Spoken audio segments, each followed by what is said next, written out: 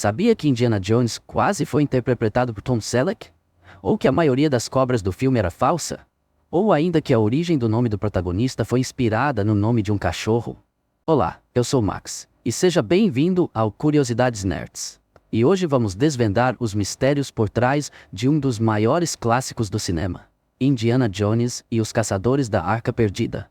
Em 1936, o arqueólogo e aventureiro Indiana Jones, Harrison Ford, é contratado pelo governo dos Estados Unidos para encontrar a lendária Arca da Aliança, artefato bíblico que acredita-se que possua um poder inimaginável, capaz de tornar invencível quem o possuir.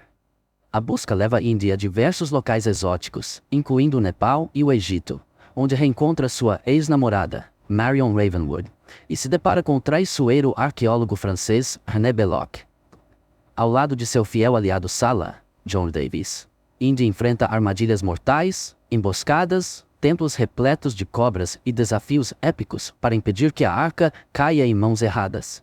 Com ação eletrizante, cenas icônicas e o carisma inesquecível de Harrison Ford, Indiana Jones e os Caçadores da Arca Perdida se tornou um dos maiores clássicos do cinema de aventura, estabelecendo Indiana Jones como um dos heróis mais icônicos da história. Agora, preparem-se para 10 curiosidades imperdíveis sobre esse clássico. 1. Indiana Jones quase foi um agente 007. Em 1977, Spielberg sonhava em dirigir um filme do James Bond. De acordo com o próprio Spielberg, ele ligou para Cubby Broccoli, o lendário produtor da franquia Bond, logo após o sucesso de Tubarão. Spielberg relatou: "Eu liguei para Cubby 2 vezes depois de Tubarão, que foi um grande sucesso. Pensei, as pessoas estão me dando o controle final agora. Então, liguei para Cubby e ofereci meus serviços, mas ele não achou que eu fosse adequado para o papel." Apesar da recusa de Broccoli, Spielberg não desanimou. Ele estava determinado a adicionar a franquia Bond ao seu currículo. Após o lançamento do clássico filme de ficção científica Contatos Imediatos do Terceiro Grau, que inclusive lhe rendeu seu único crédito como roteirista, ele tentou novamente a sorte. Spielberg revelou: "Mesmo depois de Contatos Imediatos do Terceiro Grau ser um grande sucesso, mais uma vez tentei entrar em um filme do Bond. E agora eles não podiam me pagar." Nesse momento, Spielberg já havia percebido que seu sonho de dirigir um filme do maior espião do mundo não ia acontecer. Diante disso, ele decidiu criar sua própria versão de James Bond. Foi assim que nasceu Indiana Jones. Não é à toa que a franquia faz várias homenagens a 007. Desde Indiana usando o clássico terno de jantar que Sean Connery vestiu em 007 contra Goldfinger, até a escolha de Connery para interpretar o Dr. Henry Jones, pai do protagonista em Indiana Jones e a Última Cruzada. 2. O nome veio de um cachorro. Spielberg e George Lucas tiveram longas conversas sobre o nome perfeito para o futuro arqueólogo que seria o protagonista de sua nova franquia. Na época, George estava imerso na escrita do roteiro de Os Caçadores da Arca Perdida, mas tanto ele quanto Spielberg encontravam dificuldades em encontrar um nome que representasse o espírito do personagem. Foi então que Marcia Lucas, esposa de George, entrou na conversa e trouxe uma sugestão inusitada. O casal Lucas tinha uma grande e peluda cadela da raça Malamute do Alasca, chamada Indiana. Curiosamente, a cachorra já havia servido de inspiração para o visual de Chewbacca, o parceiro leal de Han Solo em Star Wars. Marcia sugeriu que o nome da cadela fosse usado para o novo personagem. George, intrigado pela ideia, levou a proposta a Spielberg, que concordou prontamente. Assim, nasceu Indiana, um nome que viria a se tornar sinônimo de aventura. A origem do nome é referenciada no filme Indiana Jones e a Última Cruzada. Quando o pai do protagonista, Henry Walton Jones, interpretado por Sean Connery, recusa-se a chamá-lo de Indy e insiste em referir-se a ele como Junior. Durante um flashback no início do filme, vemos que a família Jones tinha um cachorro chamado Indiana, uma homenagem direta à cadela que inspirou o nome do personagem. Mesmo sendo sua melhor amiga durante a infância, o patriarca da família jamais aceitou chamar o filho pelo nome do cachorro. Apesar de já terem decidido o primeiro nome, ainda faltava um sobrenome para completar a identidade do arqueólogo.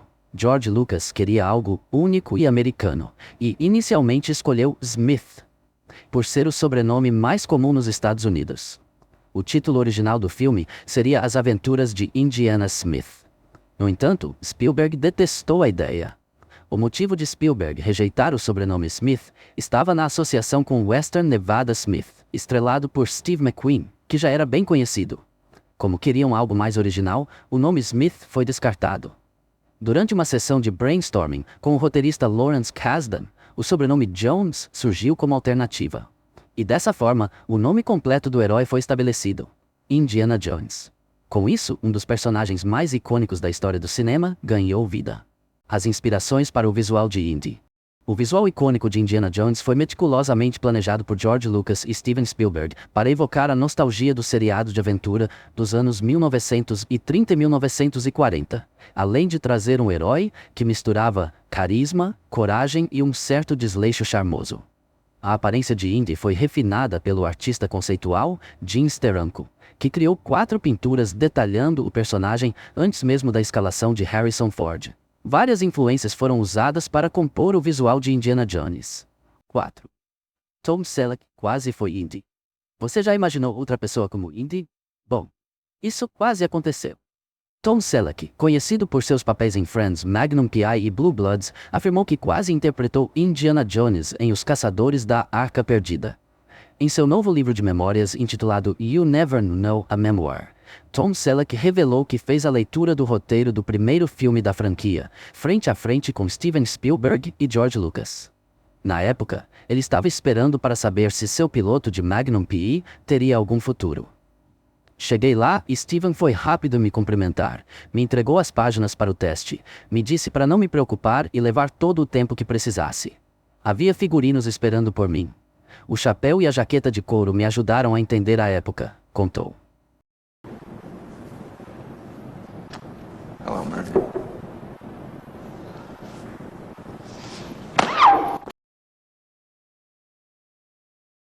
I did what I did. I don't expect you to be happy about it. But maybe it can do us both some good. Why start Just now? shut up. Shut up and listen to me. Now I need that piece your father had. Foi Steven Spielberg quem anunciou que queria que ele fosse o protagonista de Indiana Jones. Tom Selleck adorou o roteiro, mas recusou a oferta porque Magnum P.I. tinha sido vendido para a CBS e estava pronto para iniciar as filmagens. Por fim, Harrison Ford agarrou o papel, e o resto é história. 5. O estúdio não queria Spielberg. Hoje, Steven Spielberg é um dos diretores mais respeitados de Hollywood, mas em 1981 ele ainda enfrentava desconfiança dos estúdios. Isso porque seus filmes anteriores, Tubarão e 1941, embora tenham sido grandes sucessos de bilheteria, tinham estourado o orçamento. A Paramount, produtora de Indiana Jones, tinha medo de que o mesmo acontecesse com o projeto e inicialmente se recusou a contratá-lo. Foi só depois de George Lucas intervir, insistindo e garantindo que Spielberg manteria o orçamento sob controle, que o estúdio cedeu e concordou. E não é que deu certo? O filme custou menos do que o previsto e foi um enorme sucesso. 6. A primeira ideia de Spielberg virou a primeira cena. Na abertura, o logo da Paramount vira uma montanha real. A parte curiosa é que essa ideia surgiu muito antes que você possa imaginar. Para ser mais preciso, ela surgiu na infância de Spielberg, na época em que ele criava filmes caseiros com uma grande produtora fictícia chamada Playmount. A montanha, usada na cena, foi filmada no Havaí, e o logo usado é dos anos 1940 para combinar com a época do filme. 7. As tarântulas quase arruinaram a cena inicial. Um dos momentos mais arrepiantes da sequência é quando Satipo, a primeira cena de Alfred Molina em um filme, se vê coberto por dezenas de tarântulas ágeis. Mas durante as filmagens, as aranhas, todas machos, não se moviam depois de serem colocadas em seu corpo, frustrando Spielberg, que achava que pareciam falsas. O tratador de aranhas da equipe resolveu o problema adicionando uma fêmea à mistura. De repente, o caos se instala, relembrou Molina. Elas começam a correr para o meu rosto e Steven grita: grava, grava, Alfred, pareça assustado, e eu só consigo pensar: eu estou assustado, eu estou assustado. 8. Spielberg acabou com todas as cobras de Londres. Lembra da cena das cobras? Aterrorizante, certo? Bom, mas e se eu te dissesse que você foi enganado e que a grande maioria das serpentes era falsa?